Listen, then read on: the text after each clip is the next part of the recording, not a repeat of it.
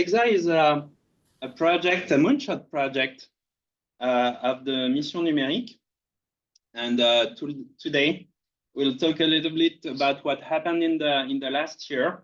The project was started in September last year, so about a bit more than 1 year ago. And we'll have a look at what happened during this time. So the presentation will be, I will make the introduction, but then other members of the project will tell you more about some specific aspects. But let me start with a little bit of context. Why was this project started? Well, if we look at HPC, it's something that is used at all levels in CA. We host machine, we run simulation codes leveraging HPC in all operating divisions of CA. And we take part in the European HPC ecosystem. So this is something that is really transverse to the CA. And when we look at the next step of HPC, with the arrival of Exascale, Exascale is characterized by the use of GPU as the main source of computing power. This can be seen on this figure. Nowadays, the percentage of machines in the top 500 that are powered by GPU offer more than 75% of the computing power of the top 500. This is no surprise. If we want to go beyond the power of CPU, we have to change architecture, like that happens every few decades in HPC. We had vectorial computing, we had CPU computing, and now we have GPU computing. That's the only way, given the power consumption of those devices.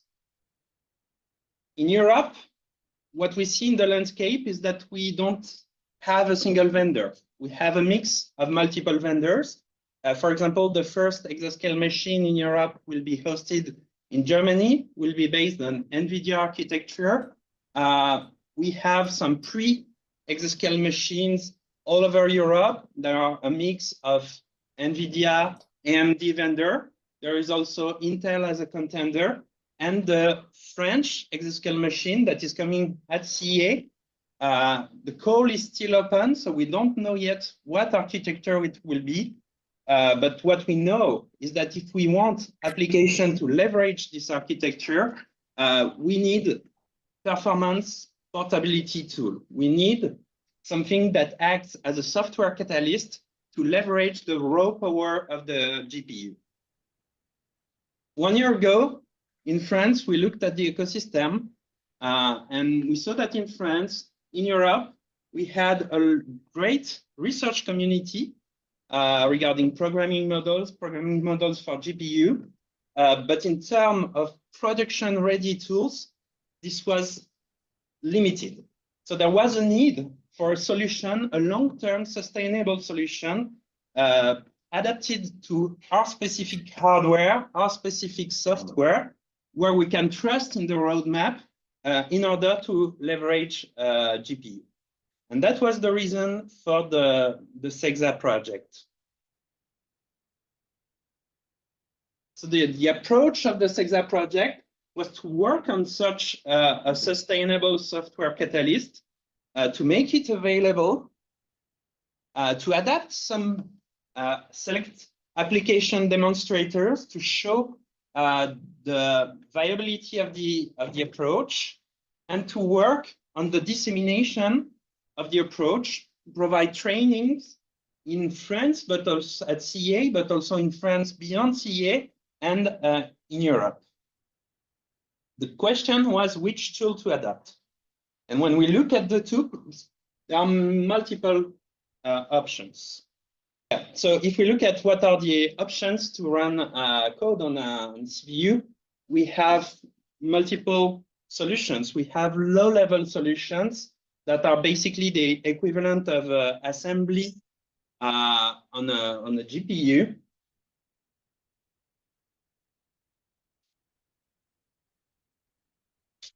That's good if we want if you want raw performance, but it's specific to one hardware. And then when I say one hardware, it's not even one vendor like in the world of CPU. It's one version of the hardware. So another solution is tools that provide programming models that look like imperative language for where you manipulate parallel loops, reduction, data transfer, like CUDA, heap, Kokkos, OpenACC. On top of this performance, they bring performance portability.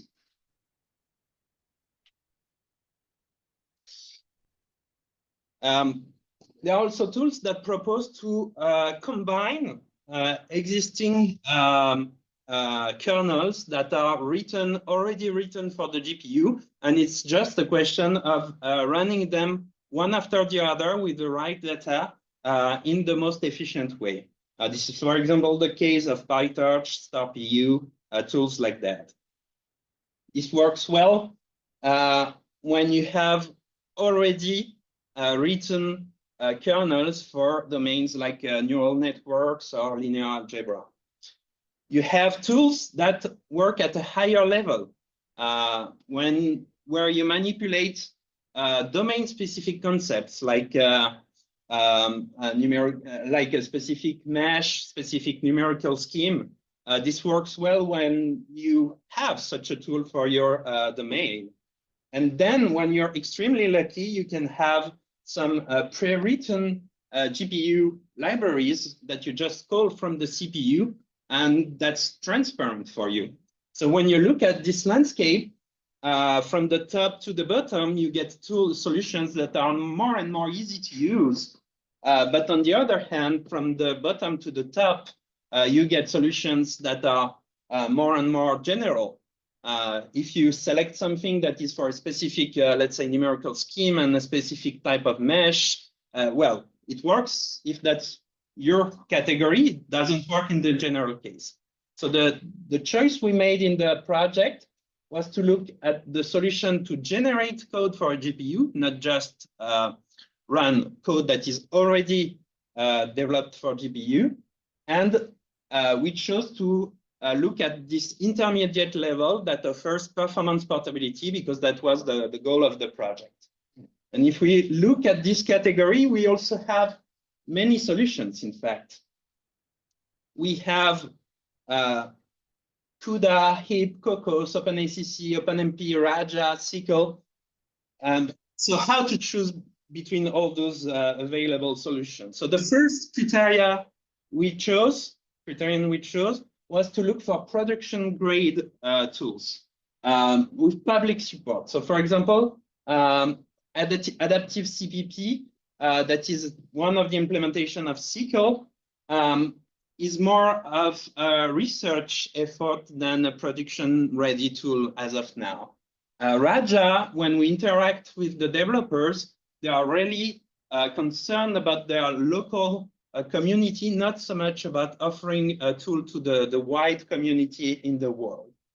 A second criterion we looked at was to have some vendor-neutral tools. We don't want something that is specific to a vendor like CUDA that is proposed by NVIDIA, heap that is proposed by AMD, OpenACC that is really handled by NVIDIA nowadays, or SQL, one API implementation, DPC++, that is really Intel initiative. So at the end, what remains are two options, Kokkos and OpenMP target. And here I talk about the OpenMP, the target version, so the GPU version of OpenMP. And when we look at these two solutions, they actually use a different syntax. For example, when you write a parallel loop, In OpenMP, it looks like on the left. In Kokkos, it looks like on the right. So you execute in parallel in a separate GPU thread for each iteration, the same workload identified by a unique identifier that is an integer. The syntax is different, but the concepts are really similar. So I try to use color to identify the concepts, and really the name are different, but the concepts are the same. Same if you want to do transfer from the memory of your host, CPU, to the memory of your device, the GPU. You will have different way of expressing it in the two frameworks, but really the level of difficulty, the concepts you have to express are very similar. One case, it's more of an imperative programming. The other case leverages the abstraction offered by C++. Apart from that, you're really in a similar situation.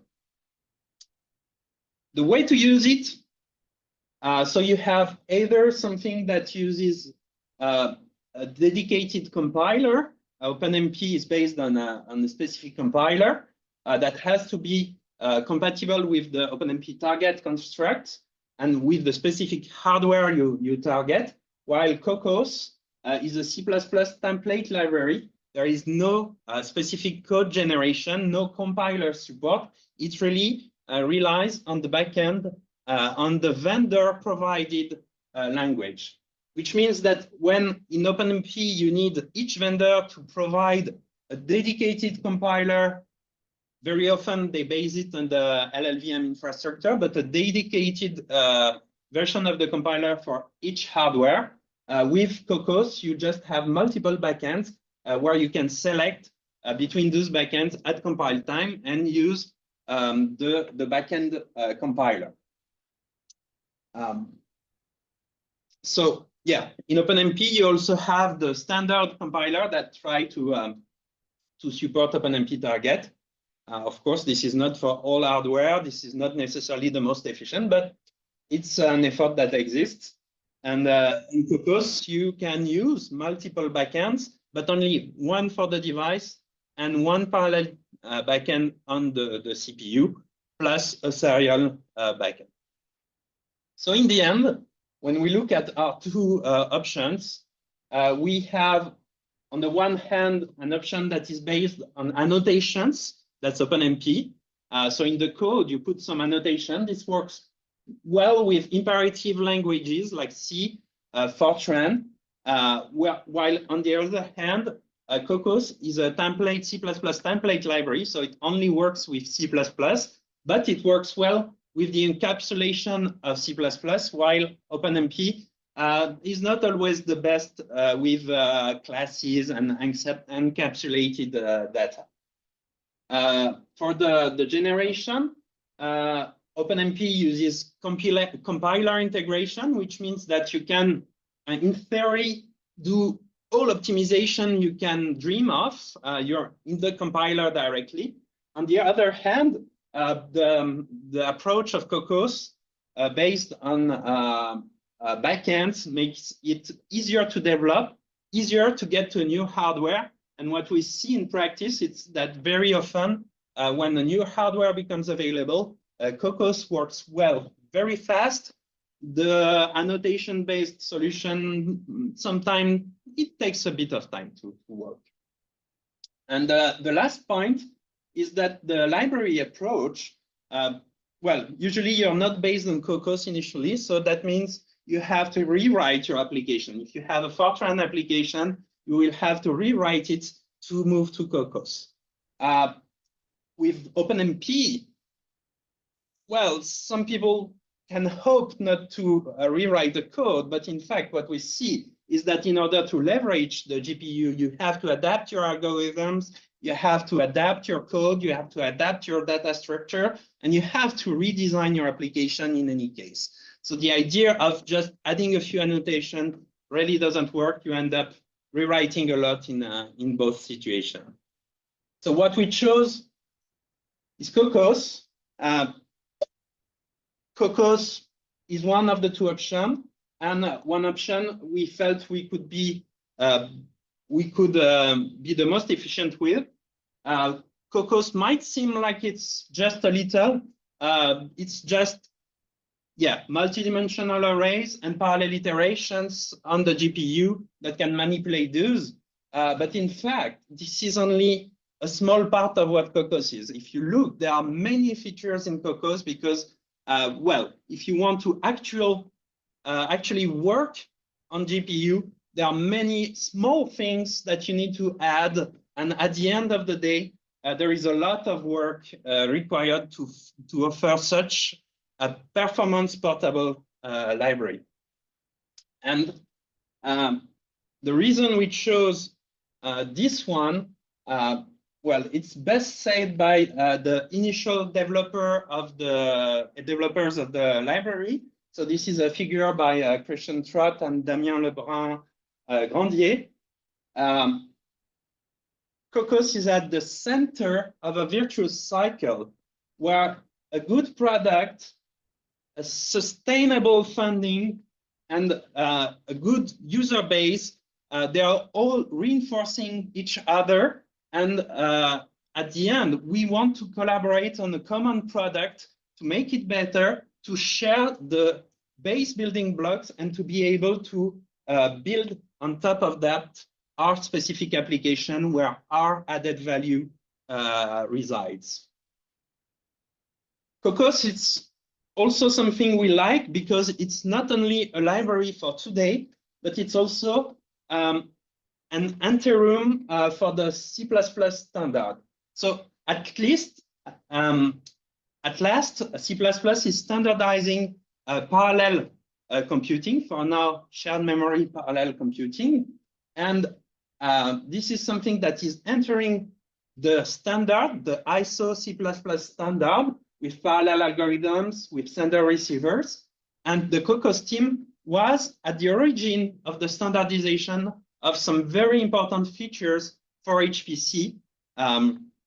So like multidimensional array, vectorization support, linear algebra, and there is much more to come. So for us, it's something that is really nice with Kokkos. When you use Kokkos today, what you use is really something that is the base for the future of the parallel standard C++. The idea is that standardization is a very slow process. For example, to standardize MDSpan, it took 9 years because you need to build a consensus with the global community, not only HPC users, but the users of C++, all users of C++. So what Kokkos offers is that you have the feature in advance today. Already you have the feature, and you have an API that will remain stable even when it gets into the C++ standard, because then it will be rebased on top of the standardized software. So the maintenance will shift to the developers of the standard library, C++ standard library. It will be shared with the whole community that is much wider than the HPC community. But you will keep being able to use the feature the same way you are today. And you will have interoperability layers in order to be able to work together with codes based solely on the C++ standard. This is already what's happening with the Kokkos View and MDSpan, for example. Another point is that Kokkos is offering a GPU-compatible implementation. The C++ standard says nothing about GPU compatibility, and Kokkos does the effort to port to a GPU-compatible way the tools of the standard. So this is something really important in terms of sustainability of the code, in terms of long-term maintenance of the code. Another point is that Kokkos has joined the High Performance Software Foundation. This is a foundation whose goal is to host in a vendor-neutral way the libraries, the tools, the software stack for HPC. The idea is to share at the world level the software stack in order to share the maintenance of these common tools without them being led by one specific entity. So we don't want that if one entity, like let's say Lawrence Livermore would say, okay, I change direction, it would change the libraries that are available. So the goal of this foundation is to make a neutral host where multiple partners can develop the same tools, the same shared building blocks, and build on top of that. So for all these reasons, CExA has made its choice. The choice is to adopt and adapt Kokkos. As I said, Kokkos is a library that offers a very strong technical basis. It's a software architecture that is really ready for the future. It's mature, it's free, it's open source. It's owned by the High Performance Software Foundation that is part of the Linux Foundation. So it's the exact same situation as the Linux kernel, for example. And it's part of a standardization effort in the ISO C++ standard. And as such, it's a stepping stone for the next version of C++. However, there are always some adaptations required. Adaptations for the hardware, the specific hardware we have in Europe. It might not necessarily be the same as the one where the other developers of the library are located. It's also important to adapt to the specific needs of our applications. And that's the reason for the CExA project. So the CExA project, how is it built in practice? We have a core team that handles the management, the implementation of the project, and the dissemination. We have 8 permanent members of CA that work on this core team, and we have dedicated recruitments funded for the project. So we already have 3 recruitments that were done and funding for 5 more. One point we're really happy about is that we managed to recruit 1 person in the project as a permanent CA researcher, which is good for the long-term situation of the project. Beyond that, we have the extended team that is made by the demonstrator developers. They're not directly funded by the project, but they see their interest in collaborating because of the support we offer them. So we started with 3 demonstrators, and our goal is to extend that by 2 or 3 more demonstrators every year. And beyond, we have the community. So the community is at CA in France, in Europe. We are not targeted only at our local users. The idea is to create a network of users, of experts that help us with their feedback to co-design the software, to identify the target, and they are the target for our dissemination effort. This community is really what makes the project sustainable in the long term.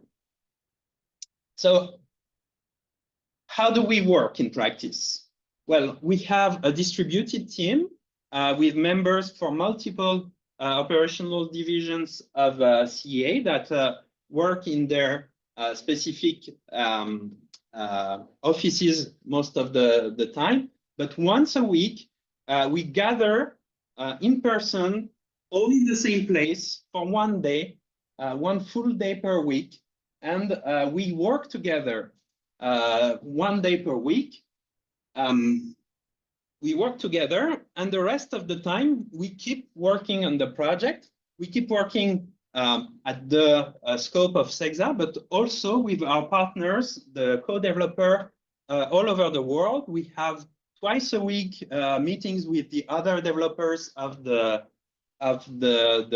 Kokkos library. So we are really integrated and part of the developers of Kokkos. We base our approach on, that was just a point. This is the page, okay, the figure went bad, but this is the page about the team, the Kokkos team, if you go to kokkos.org. And as you can see, CA is well represented there.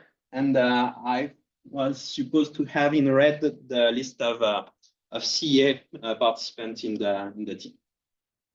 We work with an agile approach where the priorities of what we develop are based and are given to us by our demonstrators. So the demonstrators are not funded, but they are the one who give us the priorities of what to develop. So we really put in the library what is required for our demonstrators. Every month we have meeting with them, and we have interaction to see what to work on during the upcoming months. Of course, we also dedicate some time to more long-term goals for the training and dissemination. That is not necessarily a direct request from our demonstrators, for the quality of code improvement and aspects like that. So our demonstrators in 2023, we started with 3 demonstrators. They will have a dedicated presentation today to tell you a little bit what was their experience with CExA. Gisela at DRF, Triclad at DAM, and Trust TrioCFD at DES. In 2024, through the PTC simulation numeric funding, we had 2 new projects join CExA, and we also have other software we work with through other funding. 2025, we hope to see 2 or 3 new demonstrators join the project. So in the project, as I said, one of the things we do is really around the dissemination, the training. We've given a lot of trainings. There's a lot of requests for training. Really, we see big interest in that. So some of them are already done, but as you can see, in November, there will be a training in the Mission Numérique. At the beginning of 2025, there are many new trainings coming. So it's really something that we try to do and to do well. We have a news page on our website. You can access it through this QR code, where you can be notified about all of those. We have a Kokkos Slack channel on Kokkos, General FR, and we can see that today this is about 10% of the Kokkos community that is there. And every month we organize a virtual cafe in French and a virtual tea time in English. So it's on Zoom, and it's a place to discuss, to present informally some stuff around the Kokkos ecosystem and around the GPU ecosystem at large. In the project, we have already implemented quite a lot of features, worked on the documentation, worked on the support to our applications, worked on the quality improvement of the software ecosystem. We have worked on the support for the specific hardware we see in France. We have contributed or even developed. We are at the origin of the development of some new libraries in the Kokkos ecosystem, DDC, Kokkos-FFT, Kokkos-Comm. We help and we specifically target the transition for codes from another programming model to Kokkos. So all of that is a bit technical, but luckily we have other members of the project that will tell you more about that. And we will start with Mathieu Lobet, who will say a few words about the memory performance work within the project. Thank you, Julien. So let's continue focusing on memory performance. So first of all, let's just describe again what's the current architecture that we have in our supercomputers today. So we have heterogeneous supercomputers. This means that we have on one side our CPUs with their own RAM memory. On the other side, we have GPU cards connected together to the CPUs thanks to a network protocol like PCI and NVLink. These protocols are not very fast compared to the performance of the local memory and the RAM. To program such a memory models, such a memory architecture, we have two models. Explicit copies. This means that the developers have to explicitly allocate the memory, for instance, on the CPU. And if they want to use it on GPU, they will have again to explicitly allocate the memory there and make the transfer by hand. Or we can use unified memory.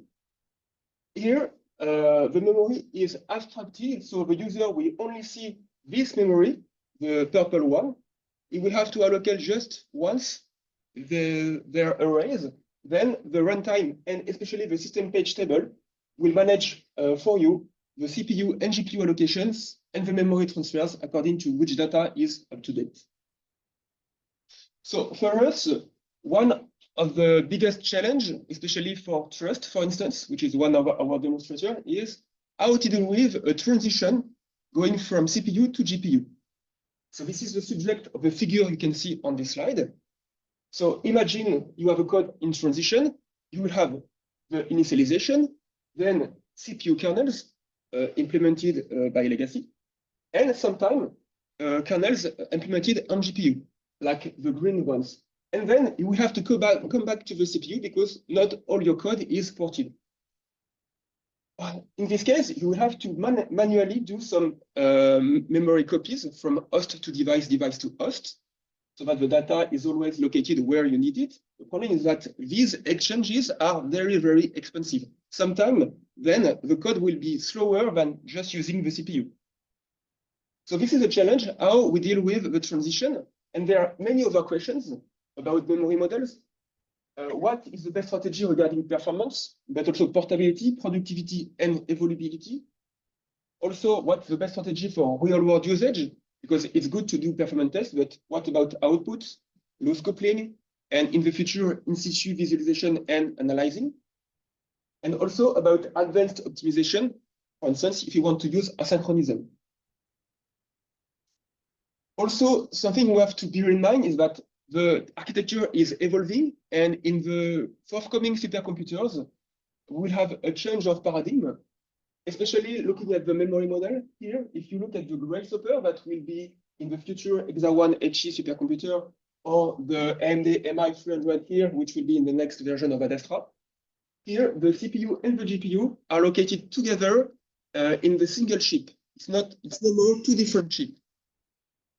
There are still two different memories, but the two memories are connected together by a very fast, high bandwidth, low latency network. So it's much more interesting than it used to be, and especially for code in transition, like trust, it's very, very interesting. So our goal at CExA is to anticipate all these problems and to evaluate new architecture. So we have been doing some exploration for anticipating the hardware evolution, especially extensive experiments with different memory models using Kokkos. So using, for instance, XPC or unified memory. For that, we have used Kokkos test, benchmarks, and also mini apps. So almost production applications. We have contributed to the Kokkos support. So for instance, since Kokkos 4.2, we have support for MI300. So we are ready for Adastra. And we also have the support for grasshopper. So we are ready, even if there are still research on it, for the next NVIDIA systems. Also about the benefit of using Kokkos for memory models. First, it facilitates memory management because thanks to a single implementation, you can switch easily between unified memory or explicit copy. So you can have one single implementation and do some tests with different memory models. So it offers flexibility. You have also a library prepared for forthcoming technologies, and you have decent performance. I think this is a key argument compared to other programming models. For instance, in this figure, you have the comparisons between different programming models, and here lower is better. So I don't have the time to enter into the details. I will just switch to the next part. So I will let Yuuishi talk about Kokkos-FFT. Thank you. Thank you, Mathieu. And this is you. Today I have to talk about the Kokkos-FFT, which we developed quite recently. So let me introduce why we need it and who needs that. So the Kokkos-FFT supports legacy applications which rely on FFT libraries. These include the free simulation course with periodic boundaries or plasma turbulence, which is one of our demonstrations in the Zehner, for example, because there is a periodicity intrinsically along the toroidal direction of the torus. Other demonstration includes the big DFT in Fortran or MDFT in Fortran or others. And the maybe some of you may be interested on the for have the Kokkos code and willing to integrate the in-situ data processing with FFTs. One of them is spectral analysis or could be robust filter, for example. And this application, this library is very useful for somebody who is not willing to go through the documentation of different standard FFT libraries. And actually, and as you can see in the bottom left, and here, this library has the very different interfaces in the end. So we need to understand how do we appropriately manipulate data each time. And the idea of Kokkos-FFT is the benefit from the powerful FFT libraries developed by vendors as simple as NumPy FFT. So bottom right in the listing shows that in the difference between NumPy FFT and the Kokkos-FFT, which is roughly identical. The major difference is that Kokkos-FFT runs on execution space offered by Kokkos, which means GPU or CPU parallel backend. It's different than NumPy. The key features of Kokkos-FFT, it supports 1D to 3D layer standard and layer fully transform over 1D to 8D Kokkos views, and bus plans automatically selected if view dimension is more than rather than the FFT dimension. The simple interface like NumPy FFT and supporting out-of-place and in-place transform, and actually you only need to pass views, which makes it easier to use these FFT libraries. And much safer APIs compared to original libraries because we don't need to manipulate raw pointers directly. And there are many compile time and runtime errors if there is something wrong. And it's supporting multiple GPU buckets as well as Kokkos. And here we support, for example, for the moment, support serial threads, OpenMP, CUDA, heap, and secret buckets. And the effective libraries dedicated to Kokkos backends are automatically enabled. For the moment, we support here contiguous layout only. Layout left and layout right are supported. And default execution space and default post execution space are supported. If you like, you can also use the Kokkos serial backend. This is the API, and it's basically we offer the API Kokkos-FFT blah blah func is equivalent to NumPy FFT blah blah func. The namespace Kokkos-FFT as the API and Kokkos-FFT for implementation details. There are several macros starting from Kokkos-FFT. Internally, we perform maybe transpose and FFT plan creation and FFT execution and maybe normalization. And we'll raise some errors if there is inconsistency between execution space and the views, for example. And we offer the capability to reuse FFT plans, and which may be used for Kokkos-FFT and Rock-FFT where the plan creation cost is non-negligible.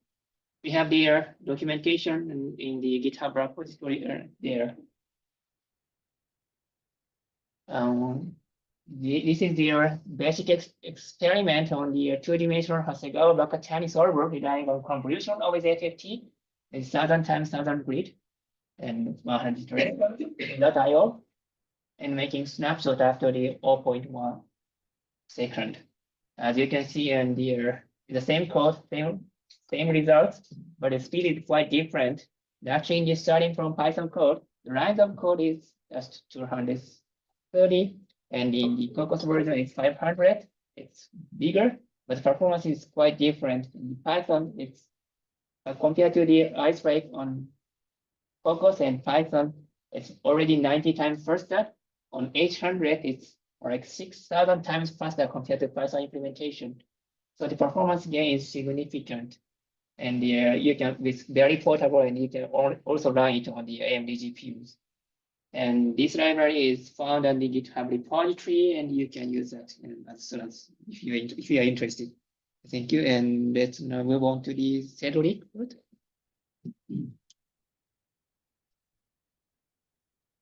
Okay, thank you, Yuuishi. So now we will talk about the packaging of our Kokkos software stack and how we managed to do it with Spack. So one of the goals of CExA was to make this efficient software stack and performance portable software stack ready to use on production machine. So we have to know how to install this complex software stack on various computers, and we want to build it with all the optimization we can do. So the constraint is every computing center has its own way to do things, so we have to adapt.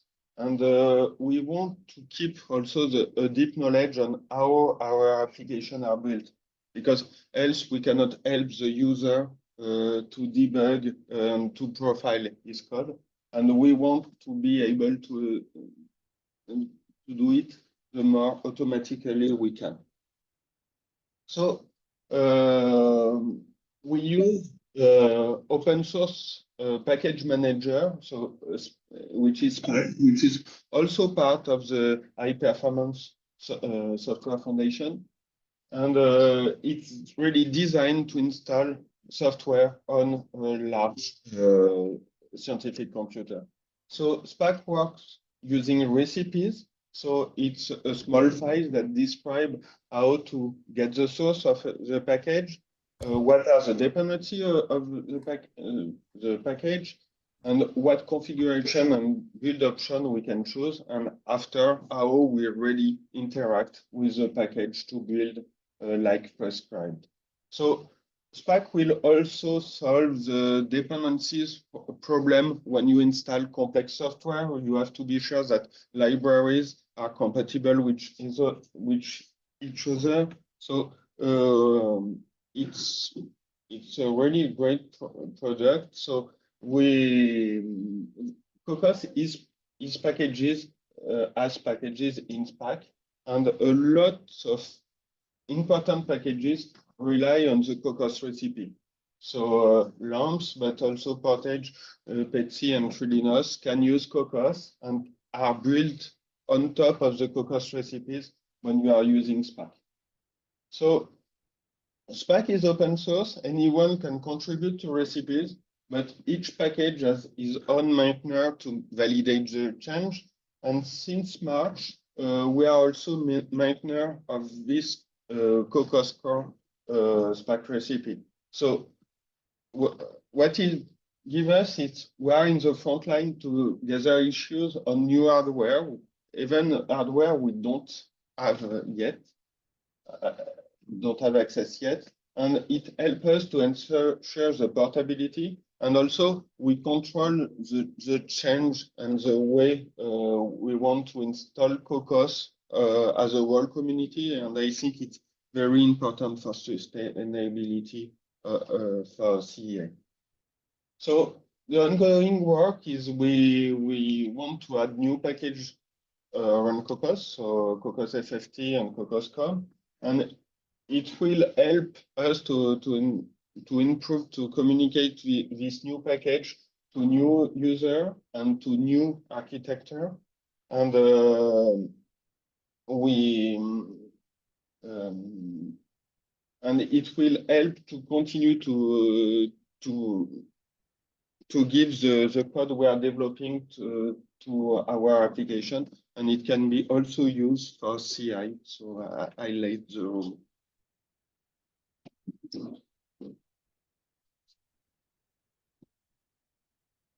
Good morning. Thank you, Cédric. So as I will present what we have done about continuous integration in CExA. So first of all, I hope I don't have to convince you that CI is a key ingredient for a software project to accept many contributions and ensuring that the software stays in a workable state. So in the core of CExA, there are at least two reasons to have a CI. So the first reason is to help integration of contribution of inside Kokkos on our hardware, because as Julien said, the hardware might be different from others' hardware. And the second reason is to verify that our production ready libraries like Kokkos-FFT, Kokkos-Comm, and DDC are still working. On the figure below, you can see a small illustration of a CI pipeline starting from code and going with a commit or pull request, and then the trigger of the CI pipeline. But we also support CI of our demonstrators. For instance, during one monthly meeting, the trust team reported that their CI was slower than expected on GPU, and that some very short unit tests on CPU were much longer on GPU. And from the start point, Kokkos initialization function seems to be the origin of the overhead, as you can see on the flame graph below. So what is CExa's solution? So as far as our own CI for the core of CExA is concerned, as the Kokkos code is hosted on GitHub, a GitHub action runner was set up by Paul on the Rich cluster, which is the cluster of Paris-Saclay. And the current implementation, to give more details, uses a self-hosted runner on a login node with a dedicated account. And with the help of the administrator of Kokkos, Paul managed to set up a test workflow. And this test workflow is running every week, and the tests are done on A100 card with release and debug builds. And the Slum jobs are submitted to the cluster, and then results are reported back to GitHub. And as you can see on the screenshot below, there is an example of a successful run. As far as the support of demonstrators CI, the initial action done were after the report by the trust team to do some measurement to assess the overhead introduced by Kokkos initialization function. And then we try to decrease this time, but this time is mandatory because Kokkos has to initialize some backend features. And after this, we looked at a more global perspective to see what can be improved in the CI. And the CI of trust uses CTest to launch the test. But since the computer on which the tests are run has only one GPU, and since some tests many tests in parallel can use the same GPU, Trust uses a daemon, which is the multi-process service daemon offered by NVIDIA, which is being used to share the GPU between several processes. And you can see a small illustration on the figure on the right. And we have made suggestion to the Trust team to configure the GPU in special mode in order to, which is what is recommended in the MPS documentation. And Trust team also fixed a memory allocation bug, which helped to solve the problem. So to conclude, what is the current status and further ideas? We have a working CI for CExA on our own hardware, and there is ongoing work by Paul to improve this first implementation to use singularity containers. And this thing might be useful to code which want to run their CI on cluster with GPUs. We also have ideas to improve the CI of Kokkos itself. For instance, to have a common C dashboard to collect all the test results in a more unified way. And we will continue to support any question from our demonstrator regarding CI. So I will let Paul continue to talk about support for code migration. Thank you. Thank you, Rémi. So this is a part about the support for code migration. So our different demonstrators expressed needs that they had to in order to move from old code structures. For instance, Trust wanted to move from OpenMP target to Kokkos. Triclad wanted to move from the use of plain old data C arrays, and Big DFT, which is a soon-to-be demonstrator, has a Fortran code base that they want to adapt to Kokkos. So first, one of the first thing that came to us from Trust, especially, was the need to select where the kernel is executed. So the kernel can be executed on the device or on the host, and this decision, well, when this decision is made, depends actually on the library, on the GPU library that you're using. Can be either at runtime or at compile time. For instance, OpenMP target allows to make this decision dynamically with the if clause, so at runtime, and Kokkos only allows that at compile time. Trust especially requires to migrate from the OpenMP target code that uses this dynamic scheduling using the if clause of OpenMP. They wanted to have the same with Kokkos. And we identified here a pattern that may be useful for other projects as well. We discussed inside of the Kokkos community to find a good idea to how to solve this problem. And we came out with the idea of a helper named Ding for dynamic Kokkos that allows programmers to use this dynamic execution of the kernel. And we proposed different implementations of this. The first one using a layer, which is a kind of interface on the top of Kokkos, which works, as you can see, on any compiler, but it requires you to maintain this interface on the long run, which may not be practical. And on the other hand, we propose also a wrapping interface that lets the users program normal Kokkos code. But as you can see, it's not well supported by all compilers. Well, you may need some quite recent enough compilers that support C++20. And in the case of NVCC, for instance, there is some use of this library, which is just simply not possible. A second need that was expressed from Triclad is how to access new objects in an old-fashioned way. If you remember plain old data C arrays, they use the bracket operator in order to access the elements. And when you have multidimensional plain old data C arrays, which just consists in arrays of arrays, you will access one element by chaining the bracket operator. On the other hand, Kokkos provides out of the box a multidimensional container, which is named Kokkos View, and you can access its elements using a parenthesis operator. The same thing just above, using Kokkos View would just use the parenthesis and comma to separate the dimensions.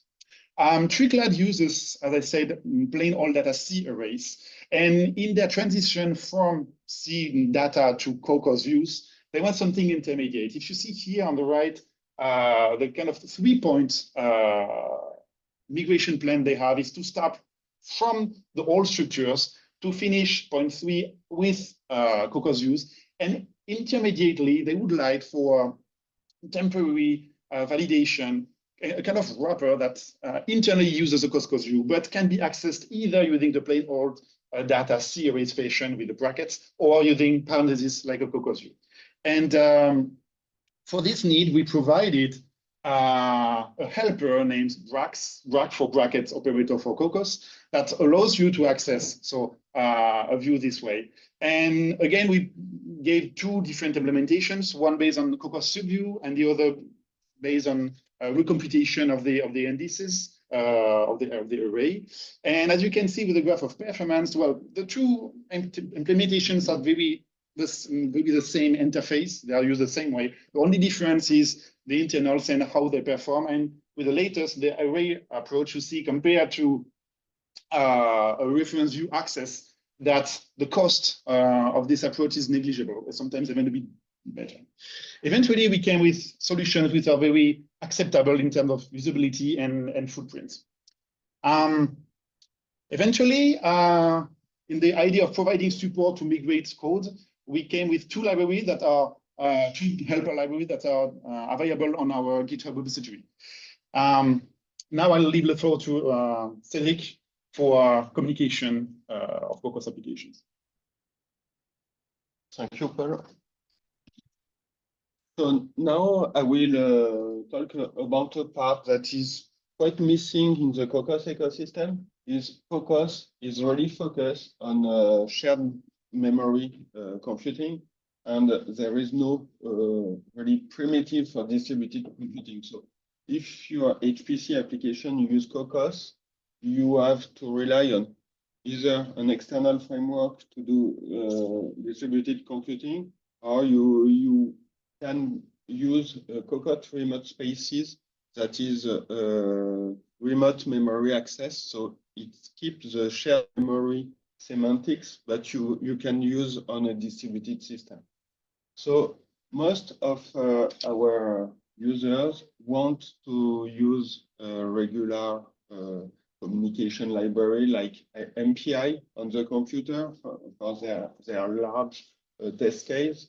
So currently in the community, every single application duplicates the use of MPI with Kokkos objects, and it has some challenges to do it well, because you have to know how works Kokkos data structure, and you have to handle things that can be complex, like non-contiguous views. So Paul talked about subview, and when you extract some partial view, let's say a vector from a matrix, perhaps the data will not be contiguous, and you have to take care of that in order to communicate it.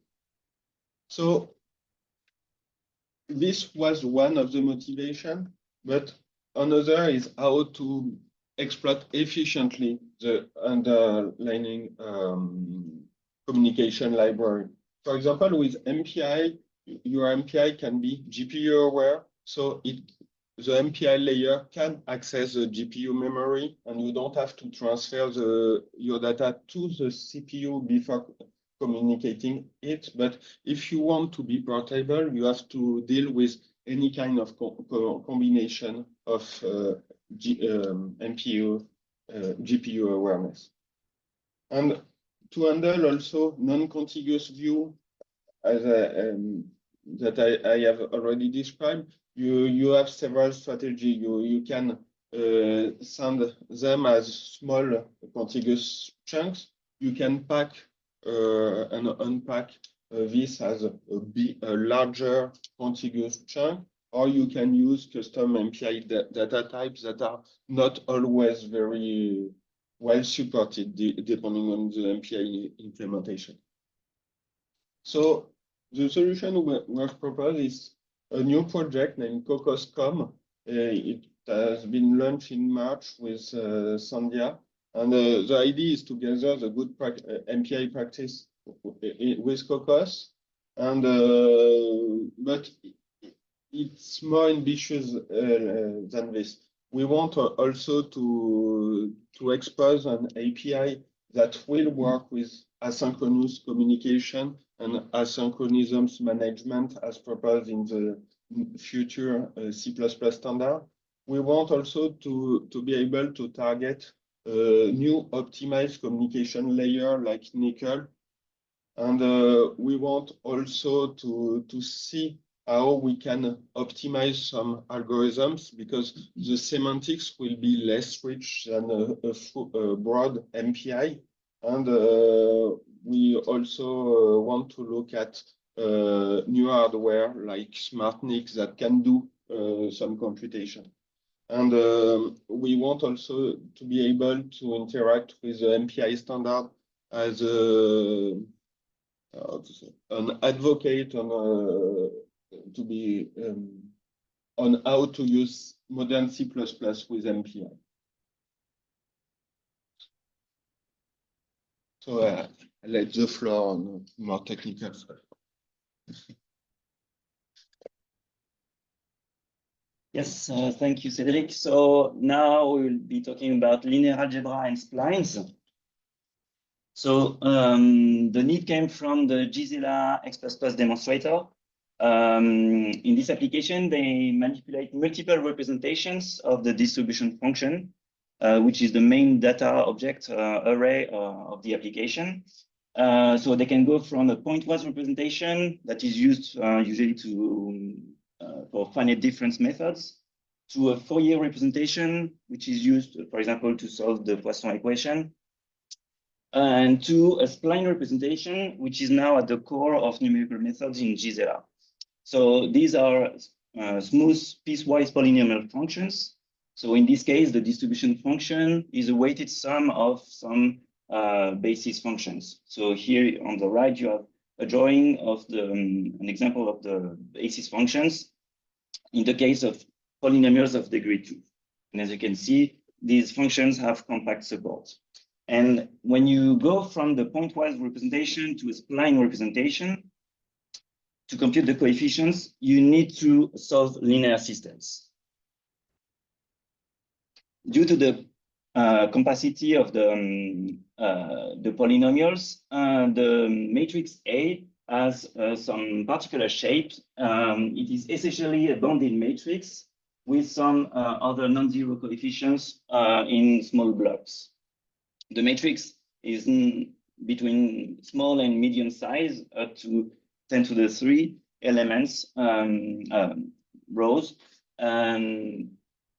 due to the fact that we manipulate one dimension in the phase space of Gisela. On the other hand, the right-hand side is quite large. It has up to 10 to the 7 columns, and so provides embarrassingly parallel linear systems. So the question that arises then is how to solve these systems on CPU and on GPU. The most straightforward approach that we could find at first was starting from PTC, was to use the Ginkgo library that provides iterative methods that are already parallelized and works for any matrix. We found that this approach not efficient enough. So we went back to the second method using direct method that were originally used in the Fortran version of Gisela. So in this case, we can take advantage of the structure of the matrices. So for example, the fact that they are essentially bounded. And as they have fixed number of operations, we can hope to have better performance. This is difficult to parallelize, but in our case, we only wanted to take advantage of the large number of systems to solve. So in the Kokkos ecosystem, there are different packages. This image was before the CExA contributions. We contributed to the Kokkos kernels package, which already provides different flavors of linear algebra solvers, in which we implemented LAPACK-like solvers, so that were required to solve our linear systems. They are serial, so they can be called from the GPU, so that we can leverage the large number of linear systems to solve. These have been used in the DDC library that provides the thin layer to go from a pointwise representation to a spline representation. It led to a speed up, a 2 times speed up or 3 times speed up compared to the Ginkgo approach. And we have much better control of the memory footprint with this approach. Now these solvers are available in the Kokkos kernels package and can be used by any other application which have similar linear systems to solve. An ongoing work is about developing the factorization functions that are required to call the solvers. to ease the deployment. Thank you. And now I will let Julien conclude this presentation.